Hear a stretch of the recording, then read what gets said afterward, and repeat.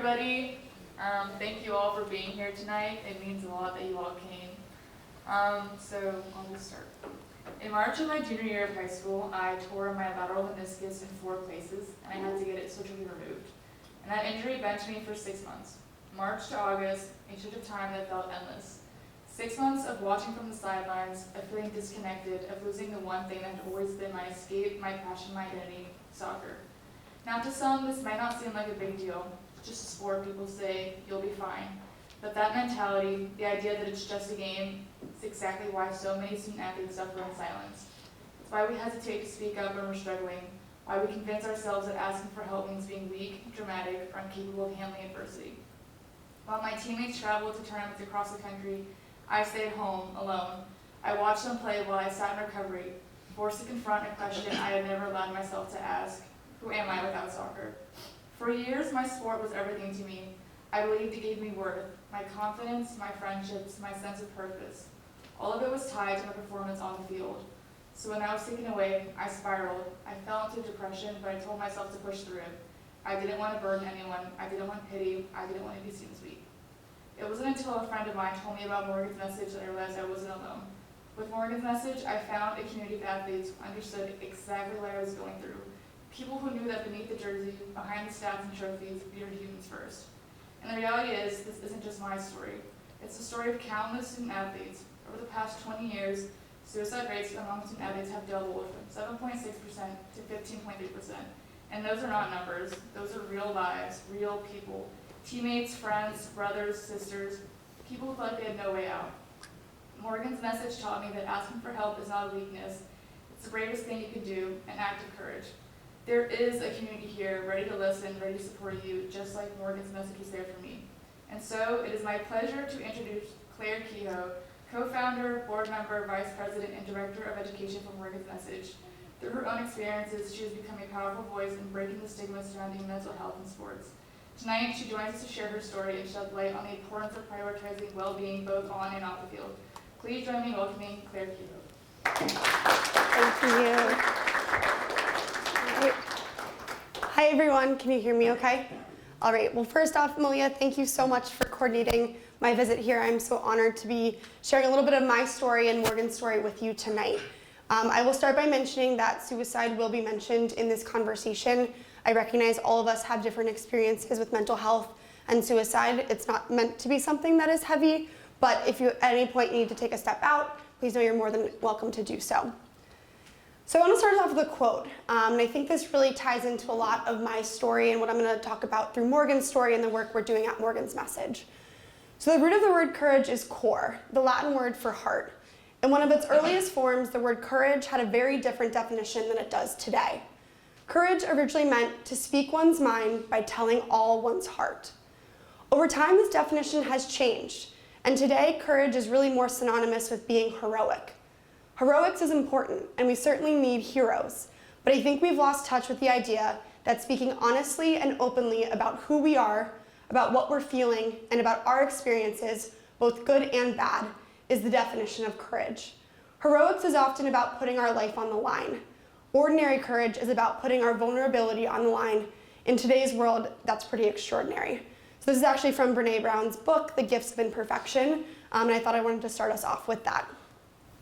So like Mahlia mentioned, my name is Clare Kehoe. I am, amongst a couple of things, a psychiatric nurse. I received my undergraduate degree from Duke University, my Bachelor's of Science in Neuroscience in 2019. And then I went on to receive my Master's of Science in Nursing from Johns Hopkins in 2023. I'm also the co-founder and director of education for an organization called Morgan's Message. But I wouldn't be any of those things without first and foremost having been Morgan's friend. So I want to talk a little bit about my relationship with Morgan. I'm going to kind of break this down into 2 parts. So part 1 is really going to focus on losing Morgan, something that was a complete shock to her friends and family. I'll talk a little bit about kind of how I navigated that grief, specifically focusing on that kind of first year after her passing. And then part 2, I'm really going to focus on kind of how I found courage, how I've redefined myself in the midst of this loss. I'll talk about the organization Morgan's Message that I helped to found, and then I'll wrap up with kind of some key takeaways from the last kind of 5-6 years of my life that you guys can also apply and take forward with you after tonight. So losing Morgan. So Morgan was one of my best friends. Like Mahlia, we're actually from the Northern Virginia area, and we were teammates. I'll never forget, in 6th grade, I was already a member of my lacrosse team, and this new girl showed up to tryouts. It was Morgan, and she was someone who had always played soccer her whole childhood and was relatively new to the sport of lacrosse. But she showed up at those tryouts, giving it everything 110%. To the point where we were all like, who is this girl? Because she was hustling to every ball, also making friends with everyone around her. We quickly went from being a little bit intimidated to really eager to be her friend. Over the years, despite living about 40 minutes apart, Morgan and I became very close friends. We always found time for each other despite the fact that we didn't go to the same school. For any of you that grew up playing sports or doing any kind of high level of activity, you know that you spend a lot of time with the people that are on your team or in that group. So I'll forever cherish the time we spent in hotel rooms for tournaments, traveling to camps, and really just spending so much fun time together. Flash forward to college. So when we were in high school, Morgan was a highly, highly recruited athlete. She was someone that had so much raw athleticism that so many college coaches were eager to recruit her. She pretty much had her choice of a handful of offers at the D1 level. Ultimately, Morgan decided to go to Duke. It had been one of her dream schools, and they had thankfully offered her a position. For me, my recruiting process didn't quite go as planned. I ultimately decided that I was just going to pursue school as a NARP, as Morgan always called me, a non-athletic regular person, and apply to school not as an athlete, just as a normal student. But it was important for me to find a school that I could still play lacrosse in some capacity at the club level. And I will never forget, no one was more excited when I got into Duke early decision our senior year of high school than Morgan. She was one of the first people that called me, and we were just so excited to be able to spend the next 4 years together sharing the same campus. Our lives were going to look really different. Obviously, being an athlete is different than just being a student at school. Our schedules were going to be vastly different, even though we actually ended up taking a couple classes together throughout college. But similar to kind of as we were growing up, we always made time for each other. Often I was in the stands at her games. Other times she was coming and hanging out with me and my friends, celebrating birthdays together and all of those fun things. So now focusing on Morgan's story. Morgan was not someone who had struggled extensively throughout her entire life. She had been diagnosed with anxiety at the end of high school, but going into college, it was in a manageable place. And like I said, she was so excited to be going to Duke because that had been her dream as we were kind of approaching college throughout high school. For Morgan, kind of her most pivotal years were her 4 years at Duke. So I'm going to focus on that and kind of sharing her story now. Like many of you, freshman year is an adjustment. For most of us, it might be the first time we're living away from home. For Morgan as an athlete, it was not only coming to a new school, but coming to a new team, which meant new teammates, new coaching staff, a new routine and schedule.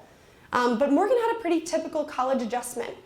She didn't get a ton of playing time that year, but that was to be expected. Like I said, she was someone that came in with a lot of raw talent, and she was eager to kind of be a sponge and learn from those around her, from her coaches and from her teammates. So freshman year, Morgan was loving Duke. She was loving school, had a lot of friends, and despite the fact that she wasn't playing a lot, had learned so much in the lacrosse team and really connected with her teammates. Now we get to sophomore year. For those of you that know, lacrosse is a spring sport, but like most sports these days, you don't only play in your season. And so for women's lacrosse, there's a lot of time in the fall that's spent kind of putting the pieces together. There'll be tournaments, kind of play days, so that the coaches can try all different types of lineups and see who's going to be kind of playing together as we approach the spring season. And this is when Morgan really started to break out. All of that work she put in during her freshman year, over the summer before her sophomore year, Morgan was an absolute gym rat. I've never met someone who worked harder, not only in practices, but also she was that coach's dream, someone that was going to give it all outside of the scheduled practice time to be the very best she could for that team. And it finally was really falling into place. So that fall, Morgan was really excelling, and she was really set to have a starting position for that sophomore season, which was a really impressive feat, especially competing for a team at such a high level. Unfortunately, Morgan suffered a pretty devastating knee injury about 2 weeks before season started. In non-contact in practice, she completely blew out her knee. She had level 3 tears of her ACL, and her MCL and her meniscus had to be completely rebuilt. For any of you that have dealt with injury, you know how devastating that is.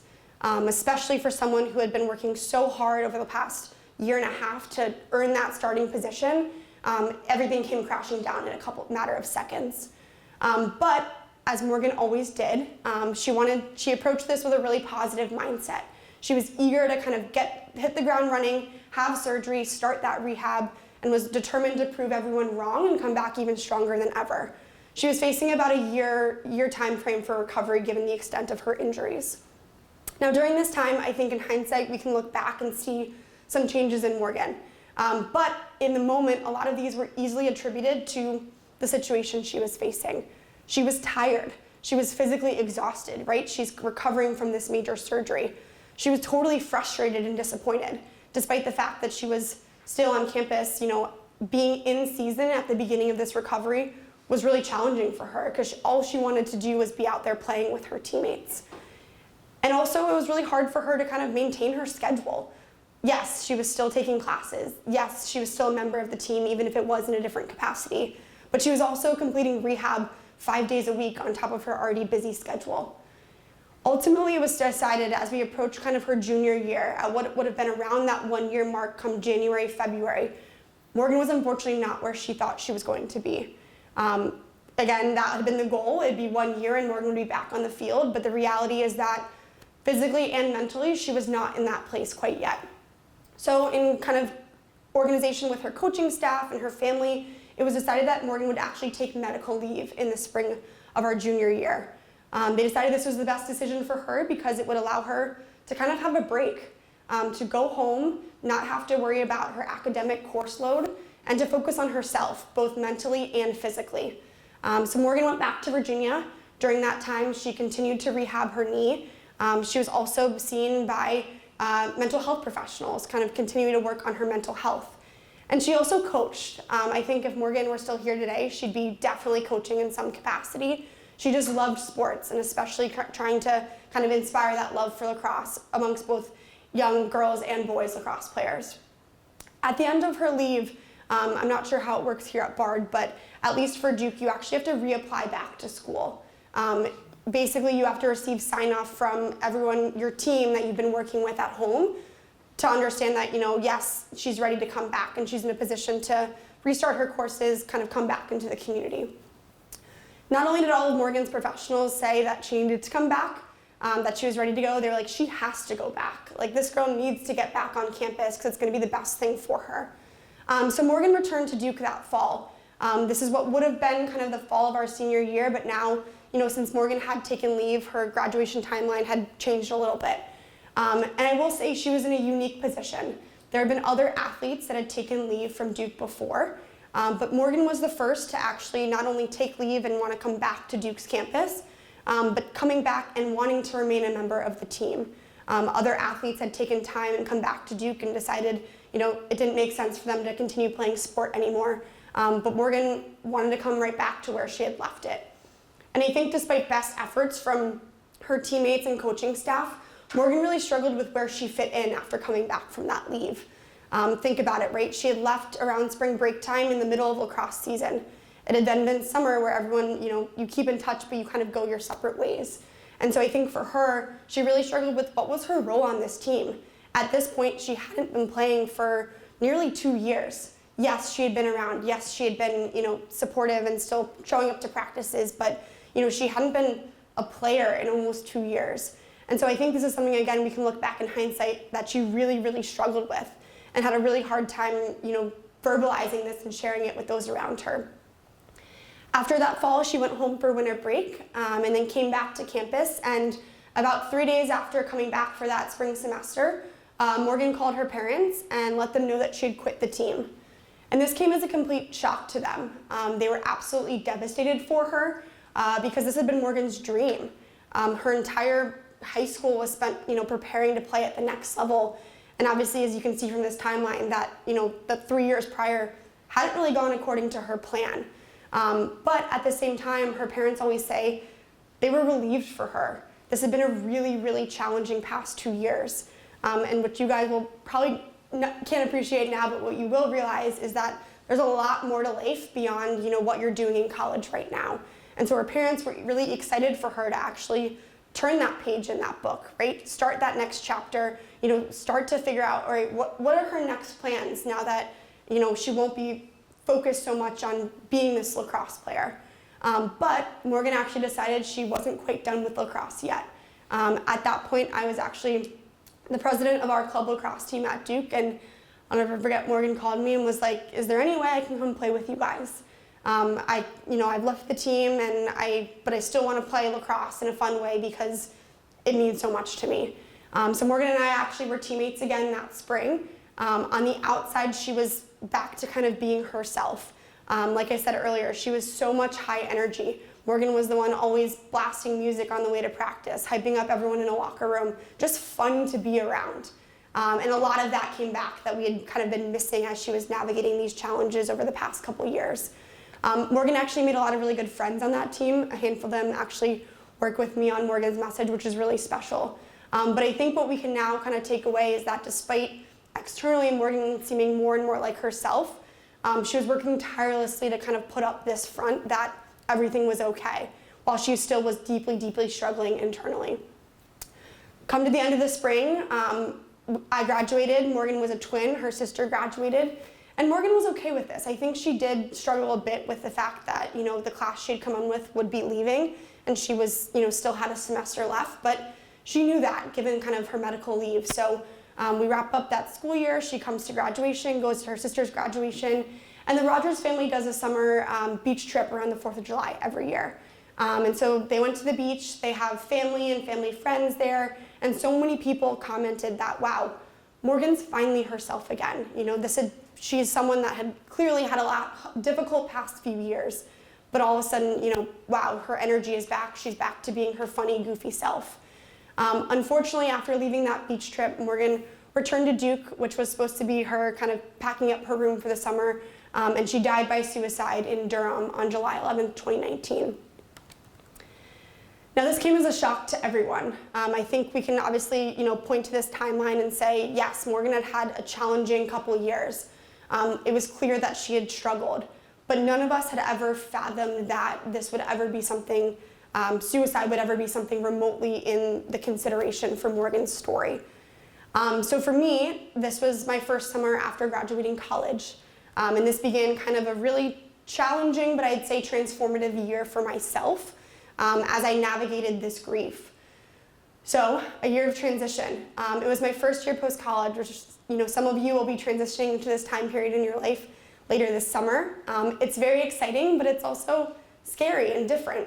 I'd moved to New York City. I was actually pre-med during my time at Duke, and I was planning to take a gap year and work as a research assistant in pediatric orthopedics before applying to medical school. My job started in June of 2019, and we lost Morgan in the middle of July, about a little over a month after I started my job. During this first year, I also planned to restudy for the MCAT, which is the big exam you have to take to apply to medical school. And this was a test I had taken during my senior year, but I had hoped to study for it again and try and improve my score. With the plan that, later that year I would submit my applications and then hopefully be attending medical school the following year. But as I mentioned, this came as a complete shock to me.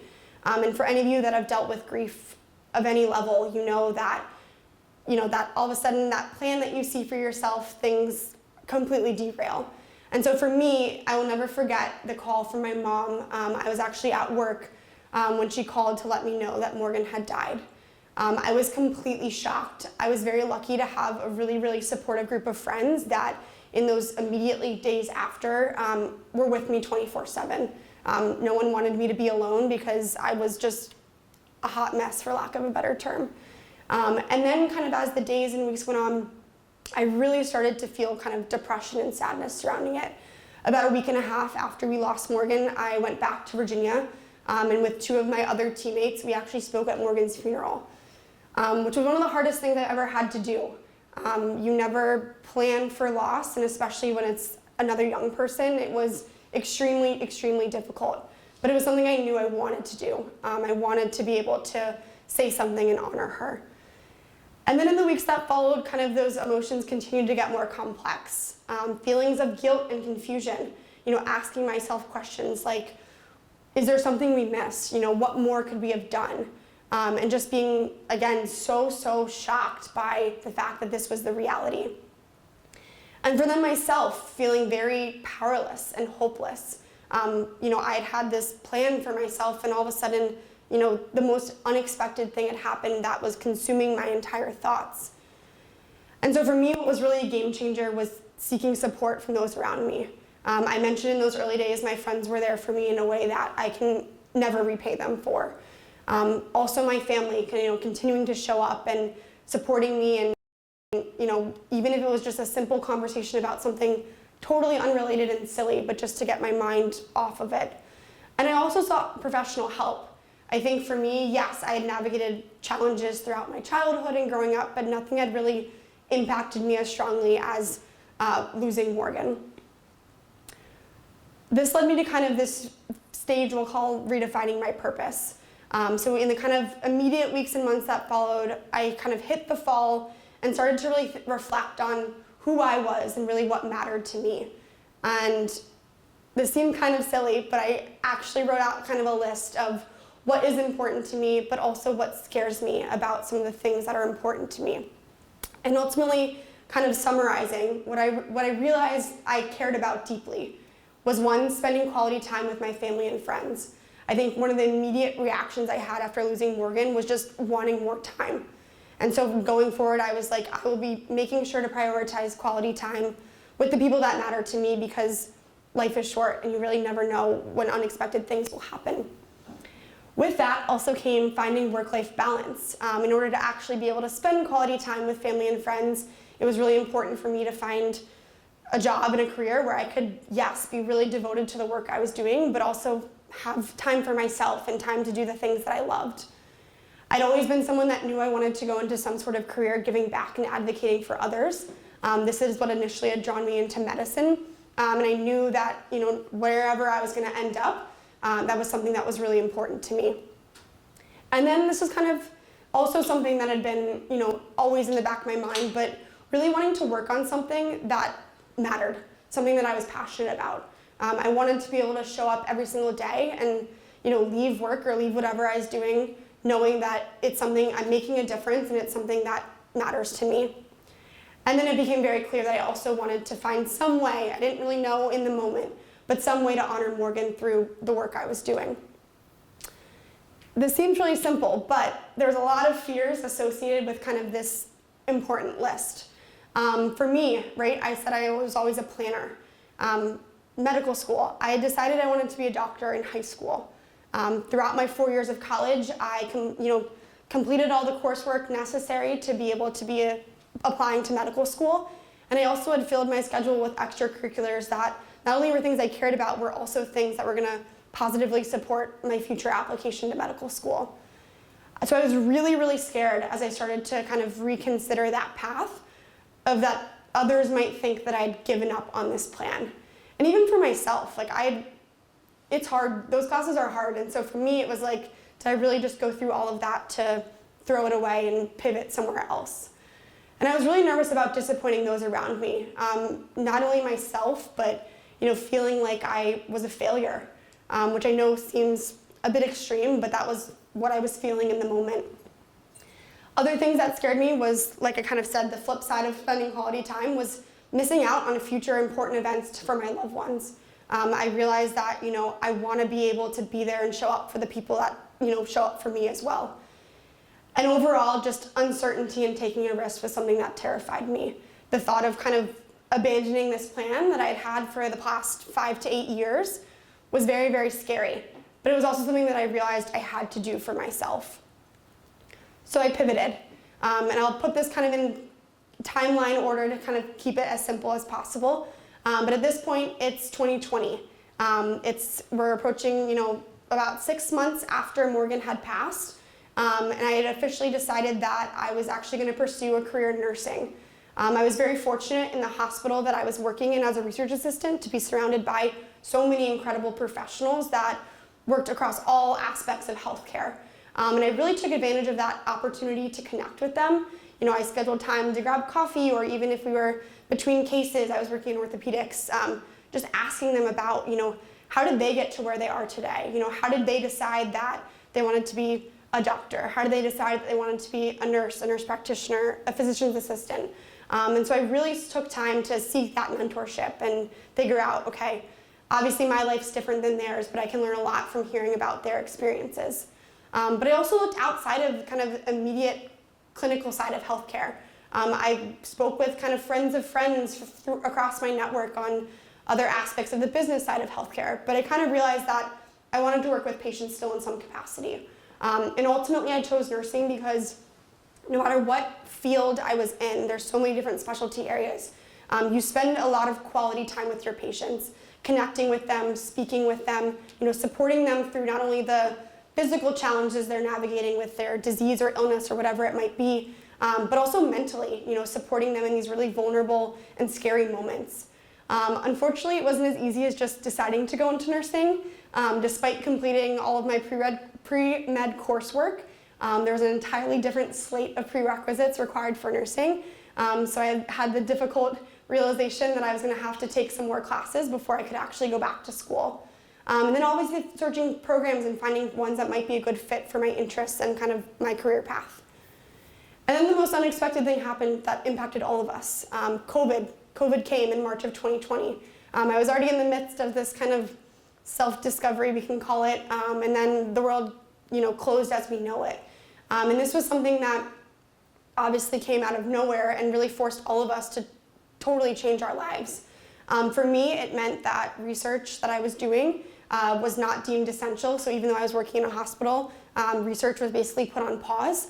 And so I actually went home to Virginia and went back to my mom's house and was still working remotely on some other publications and things, but there was no new enrollment for the research studies that I had been working on.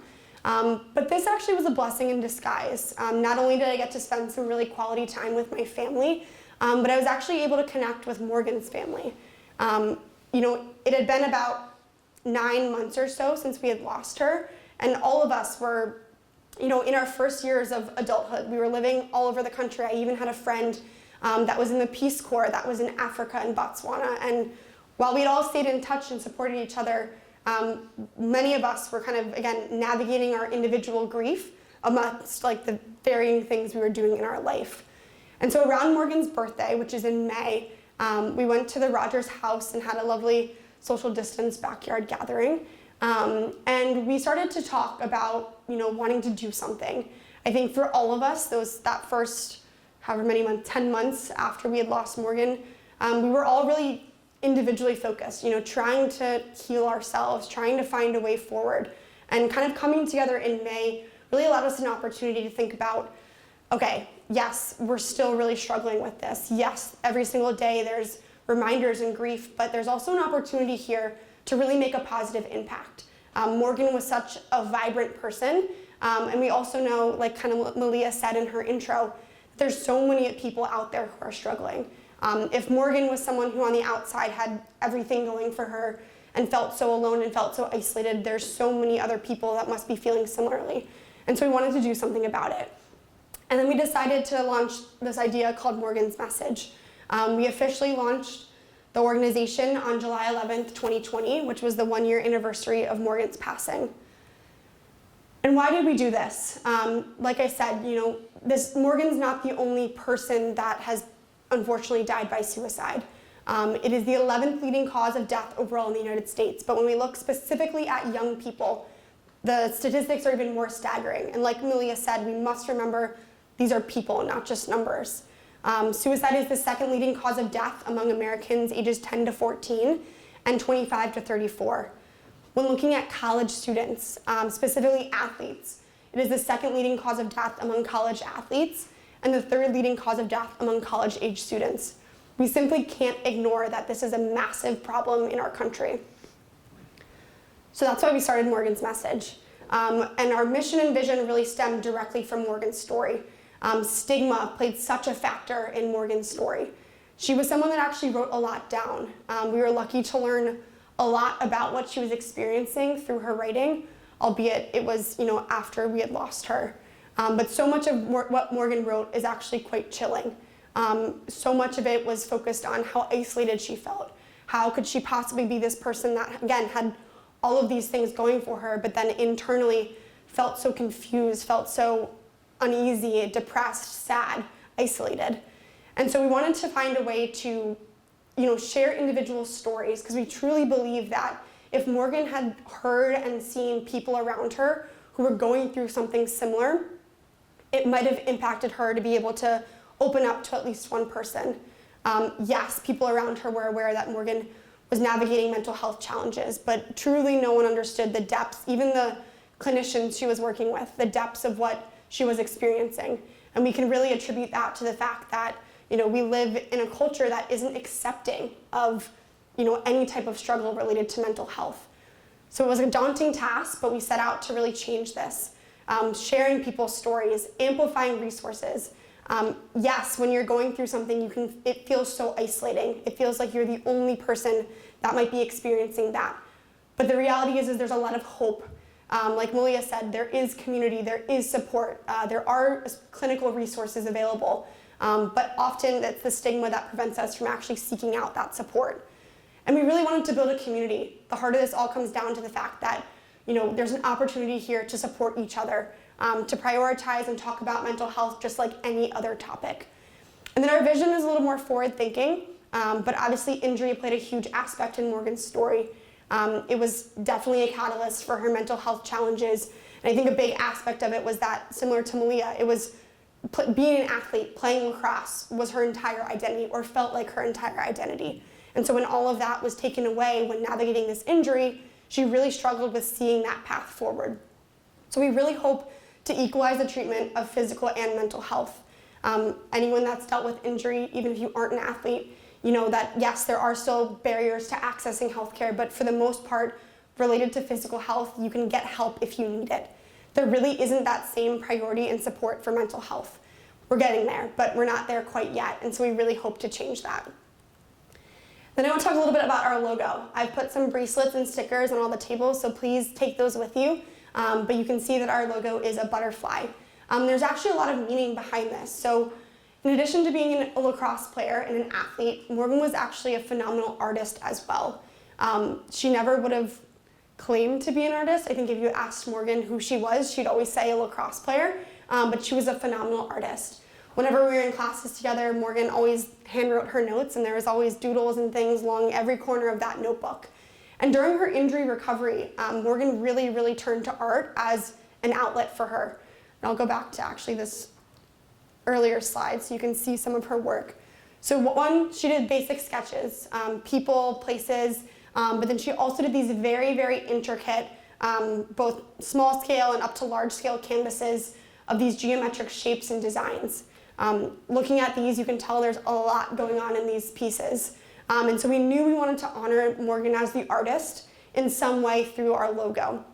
So the butterfly, the inside of those wings, are actually directly inspired from Morgan's work, that geometric shape. And then the colors are colors that Morgan loved. They were some of her favorite colors and colors she often also used throughout her artwork. And then the butterfly. You guys are probably familiar, but butterflies are often a reminder of those that we've lost. We always joke that Morgan would have hated this because she would have thought it was stupid and cliche, because that's how she was. But undeniably to all of us that were close to Morgan, butterflies were something that really showed up for us in the weeks and months after we lost her. And so we knew that we had to use the butterfly in some way in coming up with our logo. And then the body of that butterfly is actually a semicolon. Does anyone know what the semicolon might mean without reading the slide? Yeah? Doesn't it have to do with like surviving, words are not working right now. That's okay. But surviving suicidal thoughts?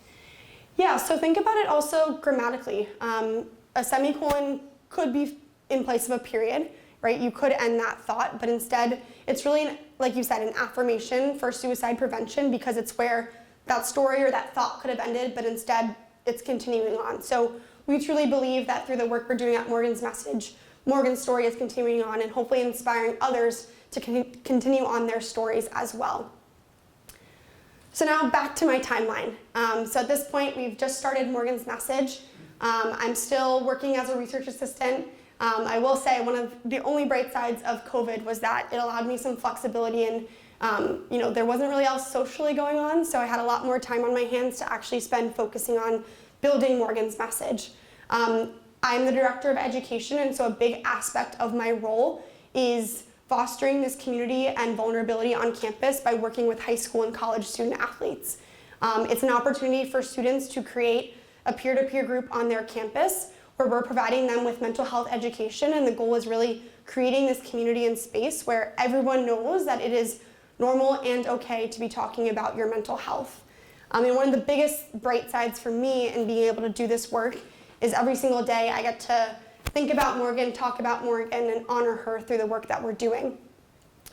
So I mentioned earlier I was going to go back to nursing school, so that actually did happen.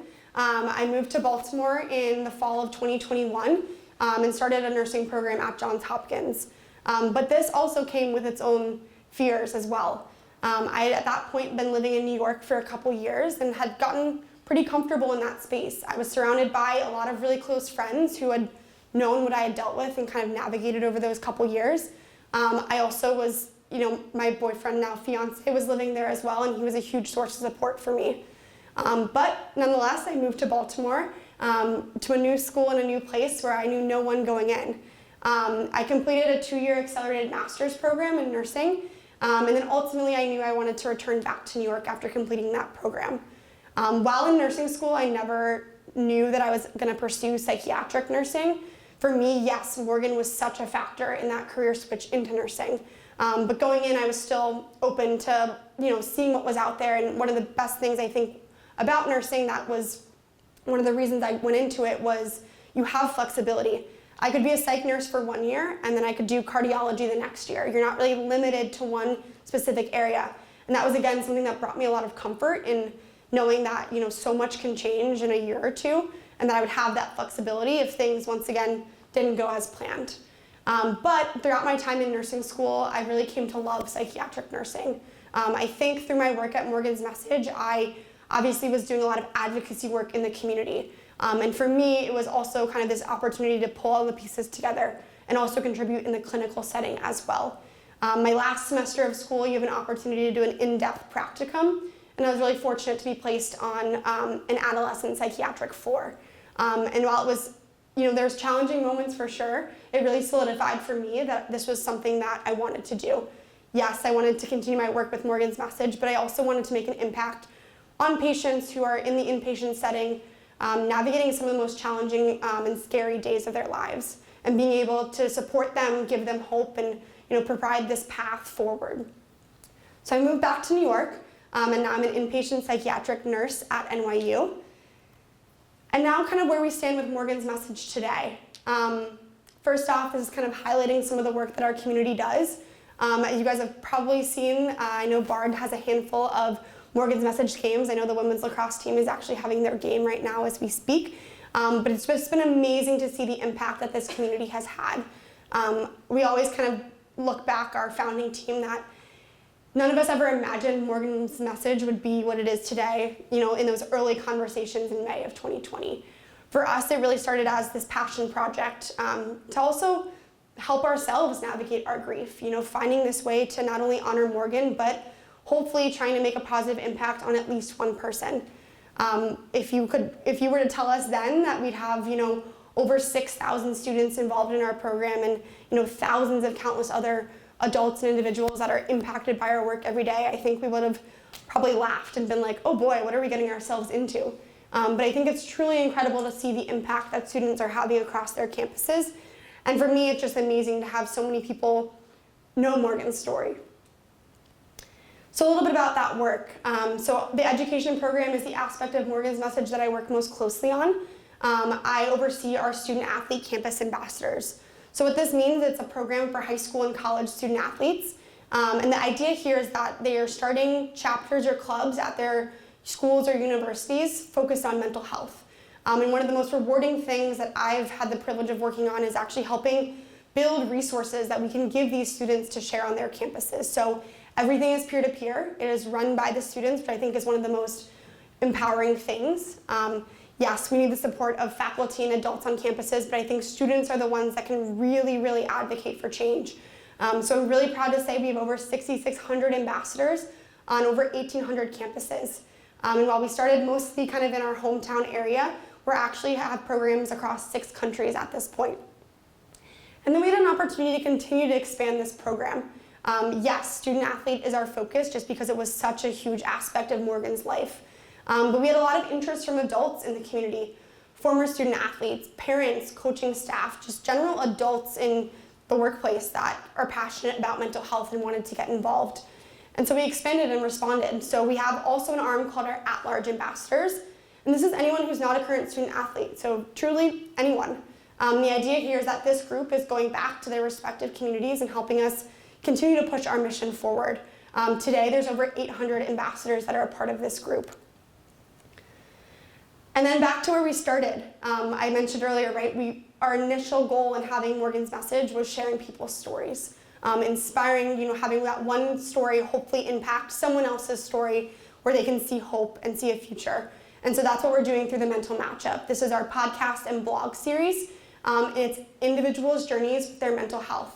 It is all different types of people. We have students, student athletes, we have loved ones of individuals who have navigated mental health challenges, we have coaches, we have mental health professionals, and every story is unique, but I think I'm obviously biased, but I can confidently say that I've learned something from every single person's story. I think that's one of the most powerful things about storytelling is that, yes, you're obviously hearing the story of someone else, but it also can give you so much insight into your own experience by what's resonating with you and what you're connecting with. So the Mental Matchup is the way that we're sharing people's stories. If you're interested in ever checking out an episode, you can find it on Spotify or Apple Podcasts. And we're actually streaming our 9th season right now, which is pretty amazing.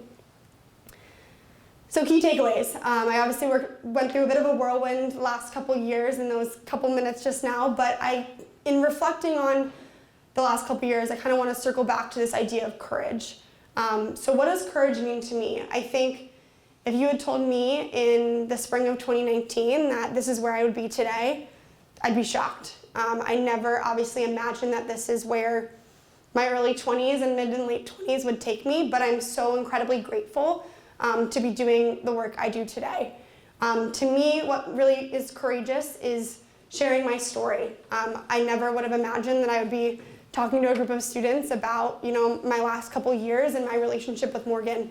And also vulnerably sharing, not just going back to that quote at the beginning, right? Not just sharing the good, but also sharing the bad, right? And it's being authentic and being true and honest with what we're experiencing. Courage to me also means standing up for what's important to me. I am so honored to be able to work in 2 different fields where I truly believe in what I do. I'm lucky that every single day I know I'm making an impact on someone. So also advocating for those that might not have a voice. For me, one of my biggest takeaways is trusting your gut. In those months after losing Morgan, I was completely lost. I had this plan for myself that all of a sudden felt like it had been completely crumpled and thrown away. And for me, in that reflection, I realized that, okay, I'm not the person I was when I made this decision for my career, which felt like in the moment my life. But trusting my gut and also going back to what mattered to me. I know that seems like a silly exercise to think about, what's important to you, but you can never forget your values, no matter what you're doing, even if it's just talking with your friends, remembering who you are and what matters to you and bringing that to every aspect of your life. Another big thing that I think is courageous is prioritizing my own mental health and also giving myself grace.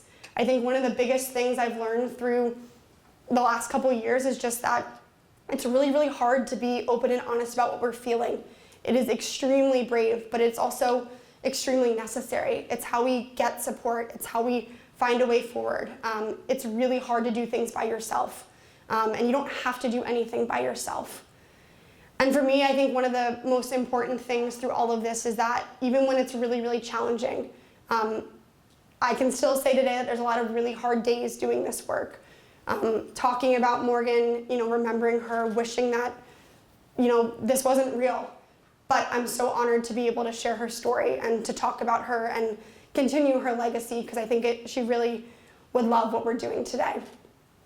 And for me, one of the other big aspects of kind of the last couple of years that I'm so proud of is, getting to work with not only with Morgan's Message, but partnering with other leading mental health organizations and actually taking action and seeing change.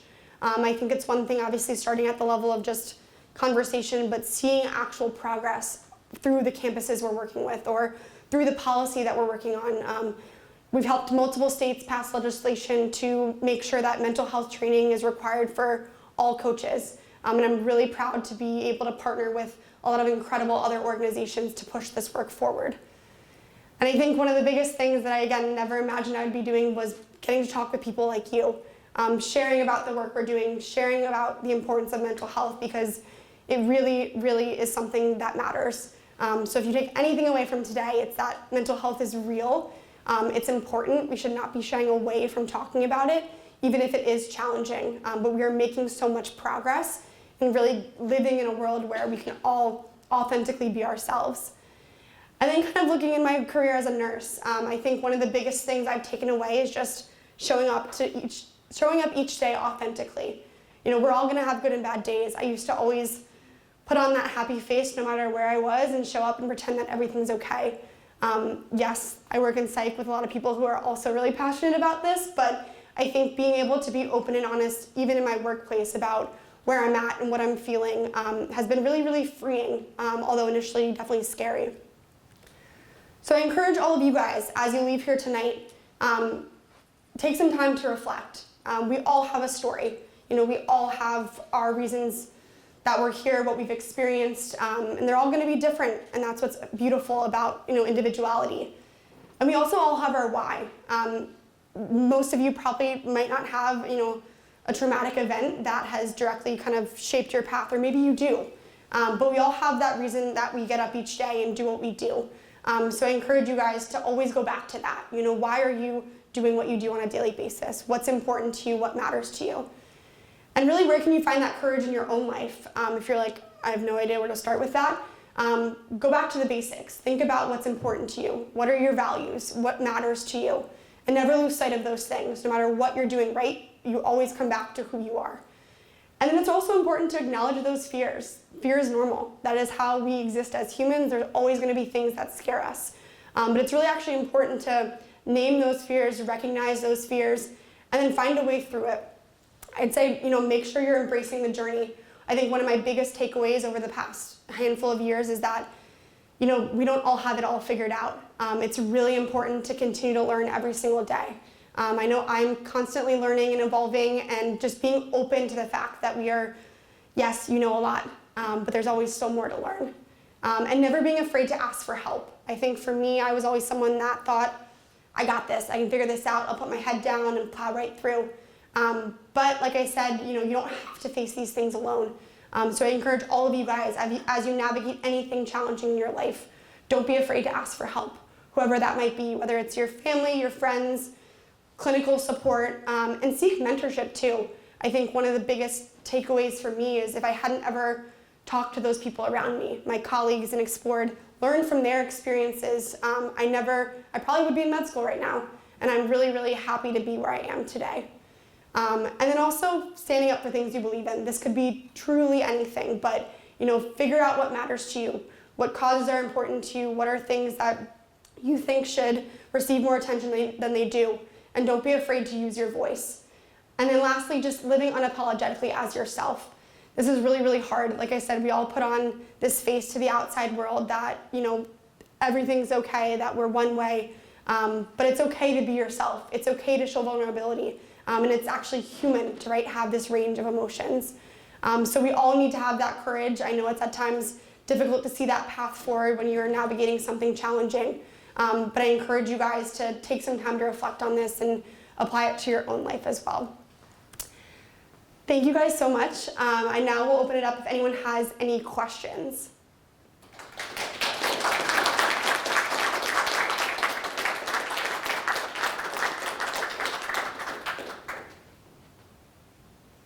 Yeah? What's the process like with starting organizations? I know you talked about how you and Morgan's family were like, okay, we have this idea. How do you start moving forward that? Great question. I know I was going to put that in the presentation, and I was like, maybe not everyone's going to care about that, but I appreciate that. So yeah, we were all, quite frankly, none of us had ever done this before. So it was a lot of trial and error. I give so much credit to Morgan's mom. She's phenomenal, and all of us were working full-time jobs, or some of my friends were in grad school, and so yes, we were putting a lot of time and effort into this, but we were also, 22 years old and had not really much experience in the real world. So she took on a lot of the kind of legwork of doing research, figuring out what it took to be a 501c3 organization. One of the biggest things is obviously coming up with your initiatives. What is that mission and vision? What are you trying to accomplish? There's obviously paperwork. It's at the state level is how you become nonprofits. So there's a lot of official documentation that goes into kind of receiving that status. But for us, I think one of the reasons I think we've been successful is just adapting, acknowledging that we don't have all the answers, but working really hard to find the people that do and asking those questions. So for us, we started the organization in July of 2020. It was an Instagram page and a website. In that moment, it wasn't going to be a nonprofit. And then we had a lot of positive encouragement in kind of those weeks afterwards. And Morgan's mom took the initiative to kind of solidify things, and we received the nonprofit status in the end of August in 2020. But yeah, I would say it varies state to state. So you'd have to look into it at the state level, but for the most part, it's really clearly defining the work you're doing. You don't have to have it all figured out. We've definitely added programs as we've gone on, but that mission and vision that you saw has not changed one bit since we started in 2020. Yeah? Do you guys do any first responder work? We do not directly do first responder work. However, we do have partnered with a couple organizations that do, because there's such a need amongst first responders. But no, we do not directly work with first responders. Yeah? Do you happen to have a blog? We do have a blog. So on our website, the Mental Matchup is the podcast series, but we also have written narratives on our website. So it's an opportunity for anyone that is more comfortable writing about their experience. You can share it on our blog and our website. So yeah, if anyone is interested or has their own personal story that they'd like to share, we're always looking to amplify stories. Did you have a second question? Yeah. Yeah?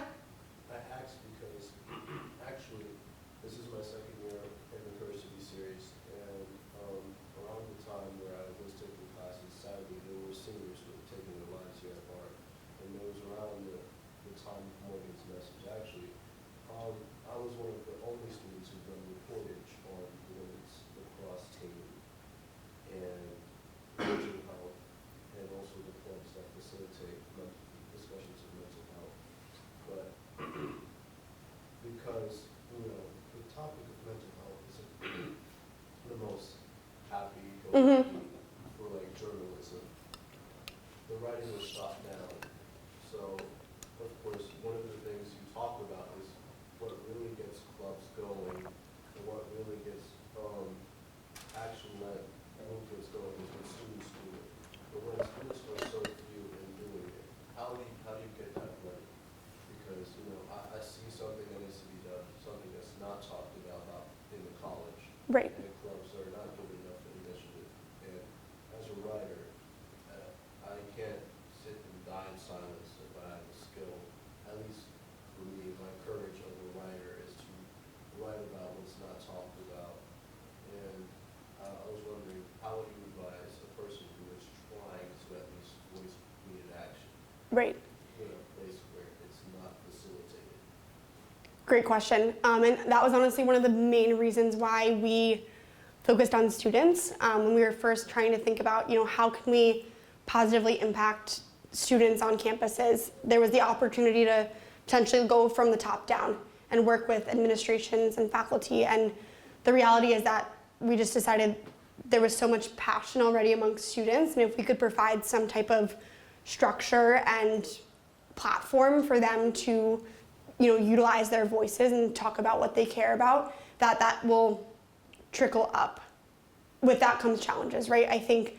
I'm sorry to hear about your experience, because I think it happens on a lot of campuses where even it's hard to swallow that hard truth.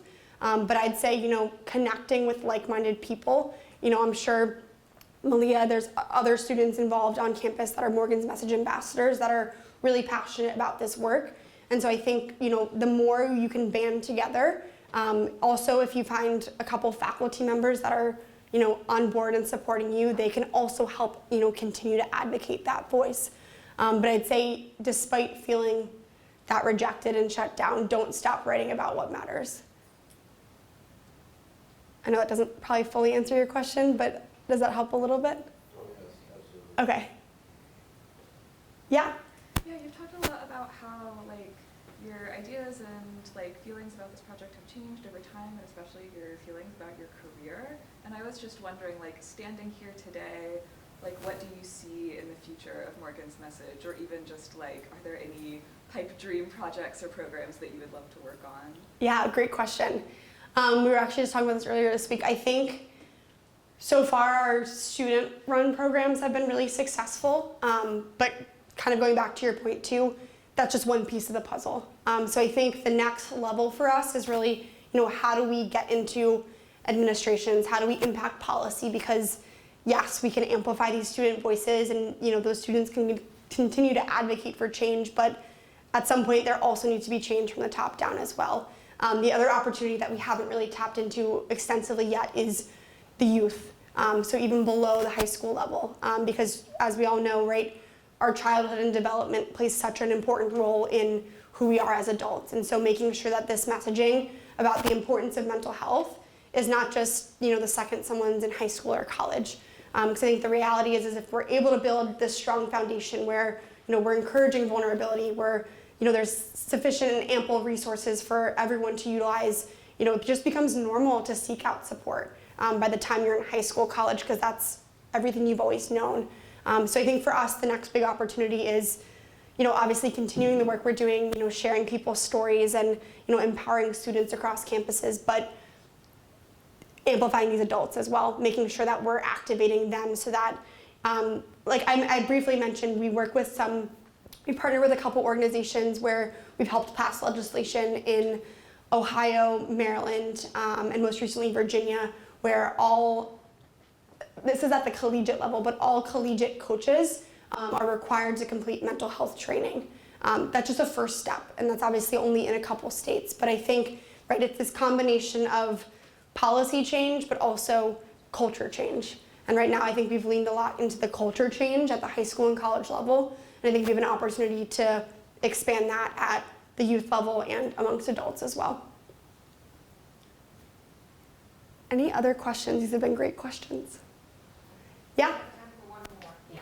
So if someone else has anyone else want to ask a question? So thanks so much for this, and for talking about it in ways that connect to a lot of the things that we've been talking about in my class as well. And starting with the definition and calling attention to the heart, that was very helpful.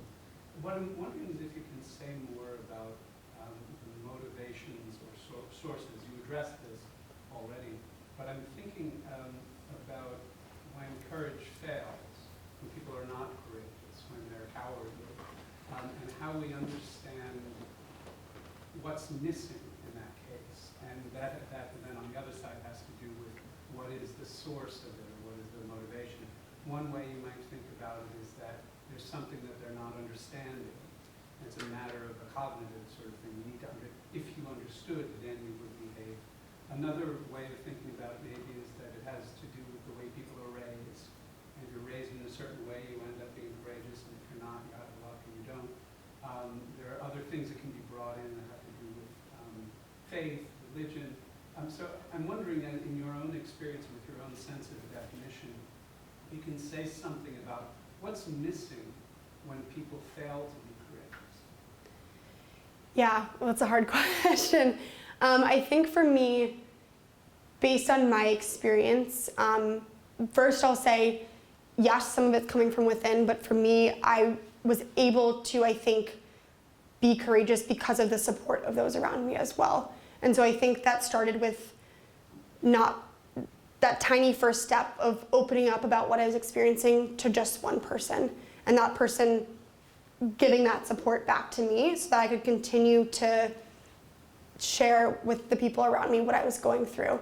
I think that it's, right, it's never gonna be easy. And I think, you know, yes, part of it is having to find this deep within yourself, but I think for me, I don't know if this fully answers your question, but I think it was being open to learning, being open to not necessarily being shaped by the opinions of those around me, but also listening to what was happening around me as well.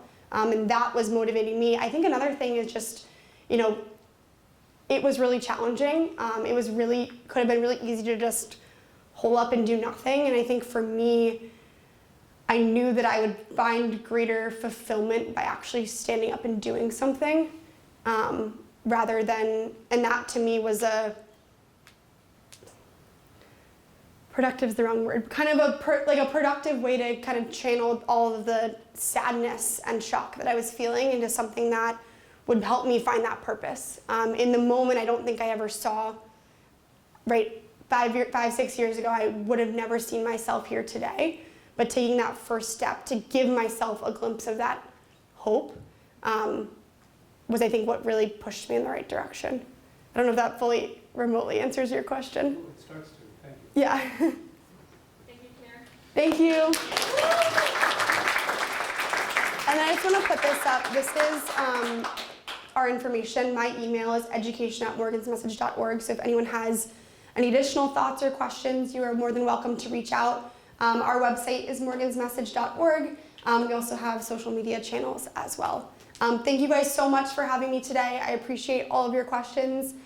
Please take the wristbands and stickers, and I hope everyone has a great rest of your night.